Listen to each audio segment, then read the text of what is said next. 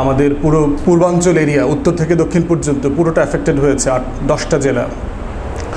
কারণ হিসাবে যেটা আসছে মৌলিকভাবে হচ্ছে যে ক্লাইমেটের যে খেলা আর কি, অগাস্টে আমাদের দেশের যে অ্যাভারেজ বৃষ্টি হয়ে থাকে সেটার পুরো মাসের বৃষ্টিটা 3 দিনে হয়ে গেছে। তো এইটা হচ্ছে মৌলিক কারণ আর কি। তাহলে বৃষ্টি তো হইলে কি বন্যা হবে? না, বৃষ্টি হইলেই বন্যা হবে না। বৃষ্টি হওয়ার গ্রামারের সাথে জড়িত আছে যে বৃষ্টির পানিটা একটা ডিগের ভিতরে চলে যাবে, যে একটা ফ্লোর ভিতরে চলে যাবে। এখন আমাদের চারপাশের যে নদী আছে আপনারা জানেন যে গঙ্গা সহ অন্যান্য বাঁধের কারণে আমাদের গত 53 বছরে 300 থেকে 400 নদী মরে গেছে। আমাদের 1100+ ফাংশনাল নদী ছিল, এখন ফাংশনাল নদী আছে 700-র মতো।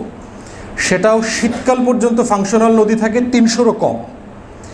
তো যে গোমতী এবং মোহরী নদীর যে ডেপথ থাকার কথা ছিল, এই ডেপথ কমে গেছে এই বাঁধগুলোর কারণে। দ্বিতীয়ত হচ্ছে প্লাস্টিক, বর্জ্য, সিটির আরবান পপুলেশনের যে ওয়েস্ট ডিসম্যানেজমেন্ট আছে, এগুলোর কারণে এটা নাব্যতা কমে যাওয়ার কারণে খুব ইজিলি ক্যাচমেন্ট এরিয়াতে ওভারফ্লো হয়ে যাচ্ছে। পানি শহরে ঢুকে যাচ্ছে, গ্রামে ঢুকে যাচ্ছে, গ্রাম ক্ষেত টেত ডুবে যাচ্ছে। আর অফকোর্স যেহেতু আমরা ভাটির দেশ, উজানের যে বৃষ্টির ঢলটা আছে সেটা ত্রিপুরা মেঘালয় হয়ে আলটিমেটলি লোয়ার স্ট্রিমে ফ্লো করতেছে। খুবই মিনিমাম স্কেলে হচ্ছে যে গোমতী এবং মোহরের উপরে যে উজানে যে ত্রিপুরাতে বাঁধ আছে, ব্যারেজ আছে, এটা খুব মিনিমাম স্কেল। যদিও সোশ্যাল মিডিয়াতে দেখলাম যে এটা একটা বড় ঘটনা আকারে দেখানো হচ্ছে, এটা আসলে খুব বড় কন্ট্রিবিউটরি ফ্যাক্টর না। আমরা যখন ভারতকে সমালোচনা করব, we have to be factually substantive. Otherwise হচ্ছে যে প্রোপাগান্ডা রিলেটেড বিষয় দিয়ে বেশি দিন একটা স্টেট পিপলের পলিটি হয়ে পলিটিক্সটা করা যায় না। তো এই জন্য আমাদেরকে অনেস্ট হইতে হবে হোয়াট উই আর সেইং এবং সাবস্ট্যান্টিভ হইতে হবে। তো এই বাস্তবতাতে হচ্ছে তাহলে ভারতের কি কোনো দায় নাই? দায় আছে। ভারতের দায় আছে হচ্ছে ইন্টারন্যাশনাল ওয়াটার কোর্স কনভেনশন আছে, Helsinki convention, Helsinki plus Berlin convention. এই টোটাল কালেকটিভ ফেনোমেনাতে 2-3টা প্রিন্সিপাল আছে, যেই প্রিন্সিপালগুলো ভারত ব্রিচ করেছে এবং পারসিস্টেন্টলি ব্রিচ করছে গত 50-53 বছর থেকে। প্রথম প্রিন্সিপাল হচ্ছে যে ওয়াটার কোর্সের একটা বড় গাইডলাইন হচ্ছে যে limited territorial sovereignty. Territorial sovereignty কি হচ্ছে? আমার দেশ বাংলাদেশ, আমার 1,47,000 বর্গ কিলোমিটারের মধ্যে আমার দেশের মানুষ, জনগণের, সরকারের অধিকার আছে যে কিছু করার বা না করার। এটা হচ্ছে আমার সভরেন্টি। কিন্তু যেহেতু নদী এবং পানির ফ্লো হচ্ছে একটা ট্রান্সবাউন্ডারি ফেনোমেনা, তাই এই কনভেনশনগুলো বলছে যে এটাকে ব্যবহার করা না করা, নিয়ন্ত্রণ করা না করার ক্ষেত্রে আমার সভরেন্টি কম্প্রোমাইজ করতে হবে। এই জন্য বলা হচ্ছে যে ওয়াটার কোর্সের গাইডলাইন হচ্ছে যে এটা একটা লিমিটেড টেরিটোরিয়াল সভরেন্টি। এর মানে হচ্ছে উজান এবং ভাটি সবার স্বার্থ দেখে সিদ্ধান্ত নিতে হবে। ভারত এটা ব্রিচ করেছে। দ্বিতীয় হচ্ছে ভারত যেখানে ব্রিচ করেছে সেটা হচ্ছে এই ওয়াটার কোর্সের গাইডলাইন আছে নো হার্ম পলিসি, যে আমার রাষ্ট্রে আমি কি করব সেটা অন্য রাষ্ট্রের ক্ষতি হবে কি না সেটা দেখবার একটা দায় ভারতের ছিল। ভারত সেটা 53 বছর থেকে দেখে নাই। এটা ভারতের ব্যর্থতা এবং মানে পারসিস্টেন্ট পলিসি ফেলিয়ার। তৃতীয় যেটা ভারত করেছে সেটা হচ্ছে এই ওয়াটার কোর্স গাইডলাইনে বলে দেওয়া আছে যে ডিউ ডিলিজেন্স রিপোর্ট দিতে হবে। যে নদীগুলো, যে স্টেটগুলো ট্রান্সবাউন্ডারি রিভারগুলোকে শেয়ার করে পানি, তাদের সাথে তথ্য উপাত্ত টাইমলি ম্যানারে রাইট প্রসেস এবং মেথড ফলো করে, গাইডলাইন ফলো করে শেয়ার করতে হবে।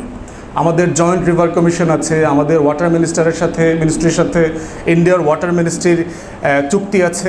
এগুলো মোতাবেক কিছু তথ্য লেনদেন হয়, কিন্তু এটা যে লেভেলে, যতটুকু ফর্মেটিভ স্টেজে, যতটুকু মেথডিক্যালি হওয়া উচিত সেটা হয় না। ভারত এই 3টা জায়গাতে আমাদের সাথে যে ফ্রেন্ডলি আচরণ এবং ইন্টারন্যাশনাল আইন মানবার কথা ছিল এটা তারা মানে নাই। কিন্তু আমাদের কান্ট্রির ফেলিওর আছে প্রচুর। কোথায় দেখেন, পৃথিবীতে এখন যে টেকনোলজি আছে তাতে ওয়েদার ফোরকাস্টের আপ টু 16 দিন পর্যন্ত, মানে 16 দিনের ওয়েদার ফোরকাস্টটা করা যায়। আপনি কি ক্যানাডিয়ান আমেরিকান মডেল ফলো করছেন না ইউরোপিয়ান মডেল ফলো করছেন, তার উপরে 3 দিনের ফোরকাস্টটা মোটামুটি 90% কারেক্ট হয়। তাহলে আমাদের বৃষ্টি শুরু হয়েছে এই অগাস্টের 19 তারিখ রাত থেকে কুমিল্লা, নোয়াখালী, ফেনী, এই ব্রাহ্মণবাড়িয়া এইসব অঞ্চলে। আমাদের আবহাওয়া অধিদপ্তর বলে নাই কেন? রাষ্ট্রকে প্রিপারেশনের কথা আসে নাই কেন? আমাদের পুরো এলাকাবাসীকে সচেতন কেন করা হয় নাই? টোটাল আমার মিলিটারি, আমার আর্ম ফোর্সেস ডিপ্লয়মেন্ট কেন করা হলো না? কেন সব ডুবে যাবার পরে এখন সবাই নৌবাহিনীর নৌকা নিয়ে যাচ্ছে, বিমান বাহিনীর বিমান নিয়ে যাচ্ছে, সামরিক বাহিনী এই কোমর সমান পানিতে বিস্কুট নিয়ে যাচ্ছে? এটা কেন করা হলো? বিস্কুট নিতে হইলো কেন ওখানে?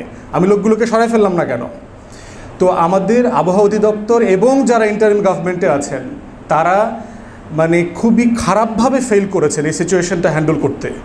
এবং এইটার প্রাইমারি ফেইলিওর, আজকে আমার লক্ষ লক্ষ নাগরিক যে এখানে ভোগান্তি শিকার হচ্ছেন, এর প্রাইমারি ফেইলিওরের রেসপন্সিবিলিটি হচ্ছে বাংলাদেশ সরকারের, অন্তর্বর্তীকালীন সরকারের the respective department, caretaker adviser যিনি আছেন এবং আবহাওয়া অধিদপ্তর।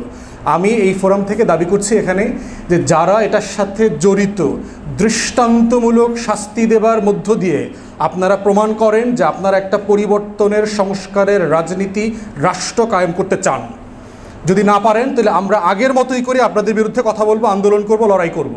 যে আপনারা শুধু আন্দোলন করে রাজপথ থেকে আসছেন, ধোয়া তুলসী পাতা, আপনাদের ফেরেশতার মতো আমাদের পূজা করতে হবে, আপনাদের মূর্তি বানায় বানায় আমরা আবার সালাম শ্রদ্ধা নিবেদন করব, একদমই হবে না, মনে রাখবেন। আমরা মিটিংয়ে ডক্টর ইউনূসকে একদম এক্স্যাক্টলি বলে দিয়ে আসছি যে আমরা আগের পরিবারের পূজার মূর্তি যেগুলো ভেঙে দিয়ে আসছি, আপনার নামেও বাংলাদেশে কোনো মূর্তি পূজার কালচারাল পলিটিক্স আমরা করতে দেব না। This is a very prime position of our newest statehood. তো হ্যাভিং সেড দ্যাট, এইটা হচ্ছে আমাদের বন্যা নিয়ে আমাদের আয়োজন। আমাদের সিভিল সোসাইটি যারা আছেন, আমাদের নাগরিক সমাজ ব্যাপকভাবে সাহায্য করছেন। আমাদের অনুরোধ, আহ্বান থাকবে, যার যার জায়গা থেকে যতটুকু করবার সুযোগ আছে দয়া করে করবেন।